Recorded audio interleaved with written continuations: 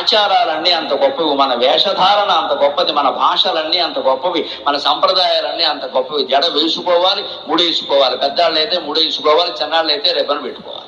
ఊరికే కత్తిరించి కూర్చోవడం ఎక్కడ, పైగా మంగళవారం శుక్రవారం కూడా లేదు, అశుభం, వెళ్ళిపోతున్నారంటే మొత్తం ఎక్కడ.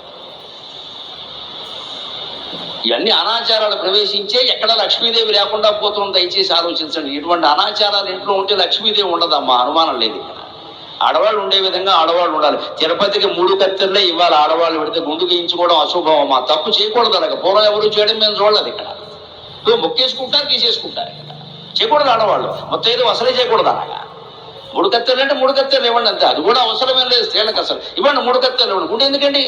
ఓవర్ యాక్షన్ అంటారు దీని బాధ. అవసరం లేదండి. స్త్రీ అలా చేయకూడదు. భర్త ఉన్న స్త్రీ ఎప్పుడు అలా చేయకూడదు. దానికి పెద్ద లాజిక్ చెప్పాలంటే ప్రయోగశాలలో అన్ని రుజువు అవ్వండి. కొన్ని యోగశాలలో రుజువు అవుతాయి, కొన్ని యాగశాలలో రుజువు అవుతాయి. సంప్రదాయమే లక్ష్మీదేవి. లక్ష్మీదేవి నిండైన ముద్దరు సర్వాభరణాలతో అష్టలక్ష్మీదేవిలా ఉంటేనే లక్ష్మీదేవి ఇంట్లో ఉంటుందమ్మా, అనుమానం లేదు అందులో. ఆవిడ అలా ఉండాలి అంటే లక్ష్మీదేవిలో ఉండమని చెప్పానా, లేకపోతే చితక్కొడతా అనకూడదు. అలా ఉండేలా ఈ పెద్ద మనిషి చూడాలి. అది ఈయన బాధ్యత. అంతేకాని దానికో బెత్తం పట్టుకుంటావా?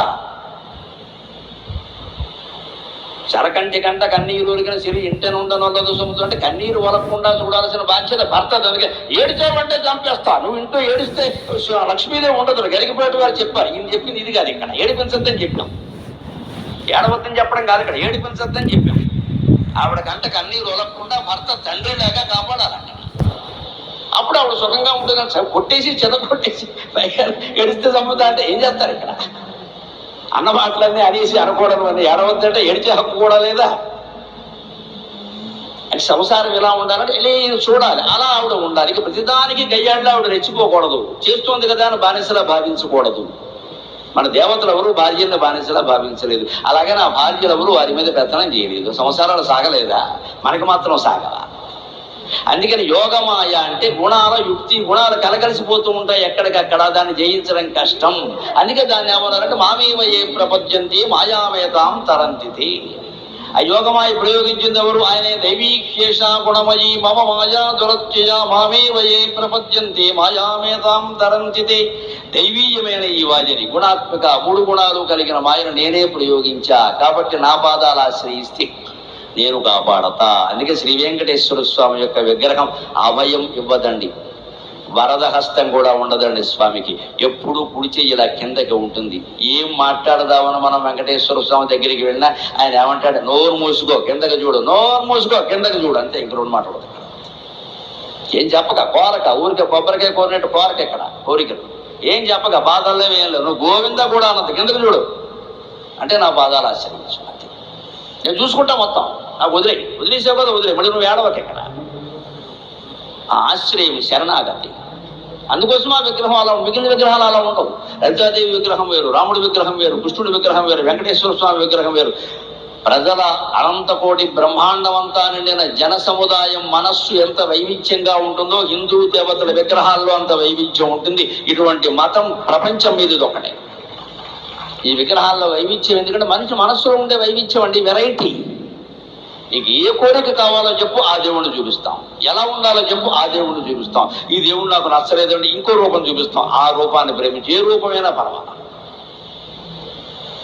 ఇంత వైవిధ్యం ఎందుకంటే మనుషుల్లో వైవిధ్యం ఉంది, మనస్సులో వైవిధ్యం ఉంది. మరి దేవతల్లో వైవిధ్యం లేకపోతే అలాగా? అంతిమంగా గ్రహించవలసింది ఒకటే, ఏకమేవ అద్వితీయం బ్రహ్మ నేకనానాస్తి కించన. ఒక్కటే పరబ్రహ్మ. ఇదంతా దాని విన్యాసం, ఇదంతా దాని విలాసం. అంటే చేరుకోవలసింది అదే ధామాన్ని. అందుకే అష్టమాధ్యాయంలో ఒక శ్లోకానికి అద్భుతమైన వ్యాఖ్య రాశారు భగవత్పాదులు. ఏమిటా శ్లోకం అంటే, అక్షరం అవ్యక్తో అక్షర ఇత్యుక్త తమాహు పరమాం గతిం. అవ్యక్తో అక్షర ఇత్యుక్త తమాహు పరమాం గతిం. యద్గత్వా ననివర్తంతే తద్ధామ పరమం మమ. నా అసలు స్వరూపం ఏమిటంటే అవ్యక్త, అది వ్యక్తం కాదు. అక్షర, అది ఎప్పుడూ నశించదు. దాన్నే పరమస్థానం, పరమగతి అంట. అవ్యక్తో అక్షర ఇత్యుక్త తమాహు పరమాం గతి. యద్గత్వా ననివర్తంతే తద్ధామ పరమం మమ. కొన్ని పుస్తకాల్లో పాఠాంతరంగా ఎం ప్రాప్య ననివర్తంతే అని ఉంది. ఏదైనా పర్వాలేదు. ఎం ప్రాప్య ననివర్తంతే తద్ధామ పరమం మమ. ఇక్కడ స్వామి చాలా నిక్కచ్చైన వ్యాఖ్యానం రాశారు. అద్వైతానికి పోటీ వ్యాఖ్యానాలు చాలా వచ్చాయి. ఆయనకి ముందు వచ్చాయి, ఆయన తర్వాత వచ్చాయి. దాన్ని ఏదో రకంగా ద్వైతం చేసేద్దాం, దాన్ని ఏదో రకంగా విశిష్టాద్వైతం చేసేద్దాం, అలా చేసేద్దాం, ఇలా చేసేద్దాం అని పీకేసి లాగేసి చేశారు. ఇందాక గురువర్యులు విశ్వనాథ వారు చెప్పారు, తత్వమసి వాక్యాన్ని మసి వ్యాఖ్యానాలు చాలా వచ్చాయి. తత్వం కంటే మసి ఎక్కువ. ఎందుకంటే మొత్తమే జీవుణ్ణి వేరు చేసేయాలి.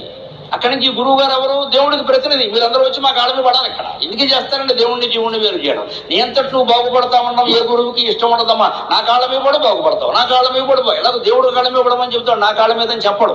కానీ దేవుడు లేడు కదా, అందుకని ఈ అజ్ఞానం ఏం చేస్తాడు? గురువు కాళ్ళ మీద పడతాడు. ఇక్కడ శుభ్రంగా ఆయన పీఠం పెట్టేస్తాడు, కోట్లు వసూలు చేస్తాడు.